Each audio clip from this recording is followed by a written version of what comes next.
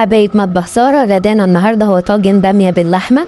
يلا نقوم مكوناتنا مع بعض. ده نص كيلو لحمة مكعبات، نص كيلو بامية طازة أو مجمدة أو حبسها عندك في الفريزر، بصلتين متوسطين وليمونة، وهقولك الليمونة هنعمل بيها ايه، وأربع طماطمات مبشورة أو كوب عصير طماطم، معلقتين كبيرة صلصة طماطم، 4 فصوص ثوم مفروم، معلقتين كبيرة سمنة أو زيت، ملح وفلفل أسود، نص معلقة صغيرة كزبرة ناشفة، مرقة لحم لو متوفرة، مش متوفرة هنبدلها بالمية.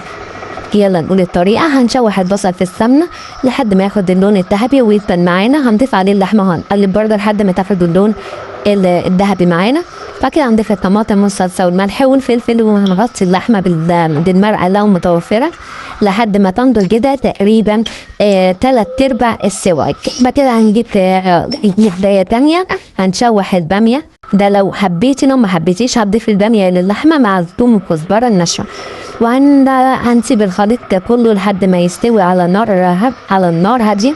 وبعد كده تتسبك معانا الصلصة، هننقلها بعد كده لطاجن فرن. لو انت مش حطاها في طاجن فرن من الاول، لكن لو حطاها يبقى هتخليها على طول، تدخليها الفرن تاخد اللون الذهبي معاكي وتتقدم سخنه ومع بألف هنا وشفا. طب الليمونه هنعمل بيها ايه؟ الليمونه هنعصرها في الاخر بعد ما نخلص عشان تشيل لزوجة الباميه معاكي.